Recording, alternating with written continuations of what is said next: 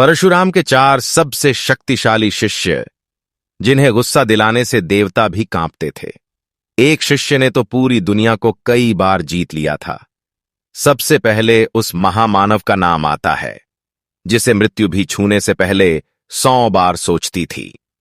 गंगा पुत्र भीष्म, यह वो नाम है जिसे सुनकर कुरुक्षेत्र की मिट्टी भी सिहर उठती है।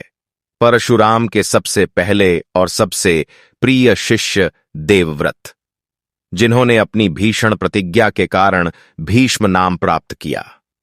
जब भीष्म अपने रथ पर सवार होकर युद्ध भूमि में उतरते थे तो ऐसा लगता था मानो साक्षात यमराज धरती पर उतर आए हों।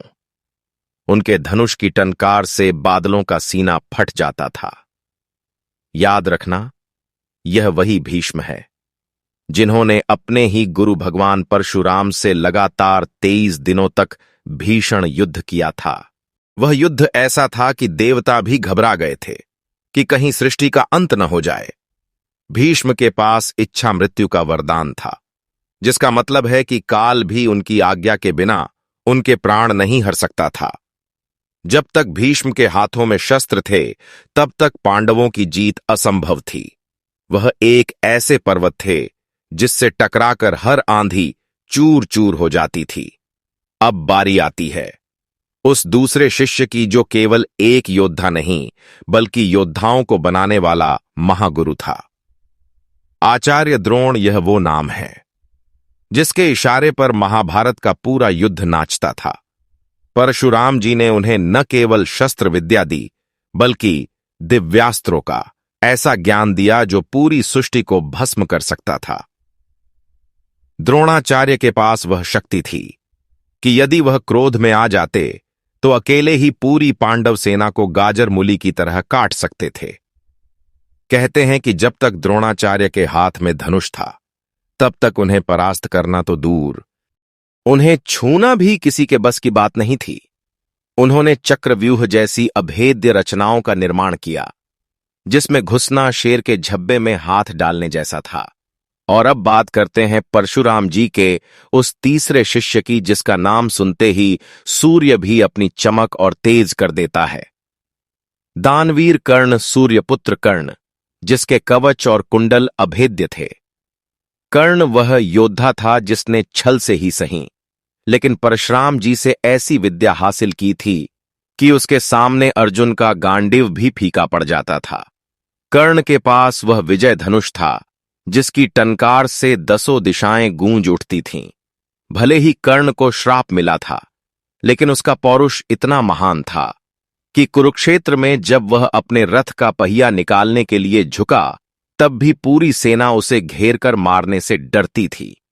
कर्ण वह आग थी जिसे कोई बुझा नहीं सकता था।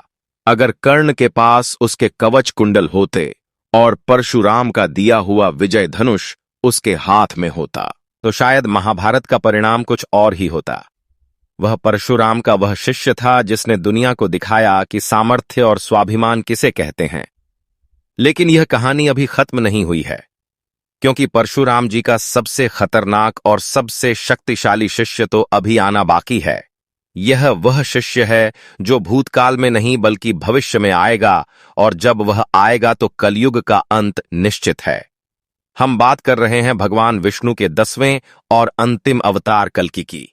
जरा सोचिए, वह दृश्य कैसा होगा जब भगवान परशुराम, जो हजारों सालों से महेंद्रगिरी पर्वत पर तपस्या कर रहे हैं, अपनी समाधित होएंगे और कल्कि अवतार को शस्त्र विद्या देंगे। वह प्रशिक्षण साधारण नहीं होगा। भगवान कल्कि के हाथ में जब परशुराम जी द्वारा दी गई तलवार चमकेगी, तो अधर्मियों का सिर धड़ से अलग होगा। वह युद्ध केवल एक युद्ध नहीं होगा, बल्कि पाप का सर्वनाश होगा। परशुराम जी अपने इस आखिरी शिष्य को अपनी सारी तपस्या और सारी शक्ति सौंप देंगे, और उस दिन इस धरती पर अधर्म का नामो निशान मिट जाएगा। कल्कि अवतार की धोए की ताप से धरती कांपेगी और उनकी तलवार की धार से बिजली कांकेगी। वह अंत होगा और वही एक नई शुरुआत होगी। तो ये थे वो 4 स्तंभ जिन्हें भगवान परशुराम ने अपने हाथों से गढ़ा था। एक ने मृत्यु को जीता, दूसरे ने विद्या का साम्राज्य बनाया, तीसरे ने दान और वीरता की नई परिभाषा लिखी, और चौथा इस सृष्टि का उद्धार करेगा। इन चारों के भीतर परशुराम का ही अंश है। वही क्रोध, वही तेज और वही प्रचंड अग्नि है। अगर आप भी इन महान योद्धाओं को सुनकर तो गर्व महसूस कर रहे हैं, तो अभी कमेंट में अपनी पूरी ताकत लगाकर लिखें, जय श्री परशुराम, और वीडियो शेयर करें।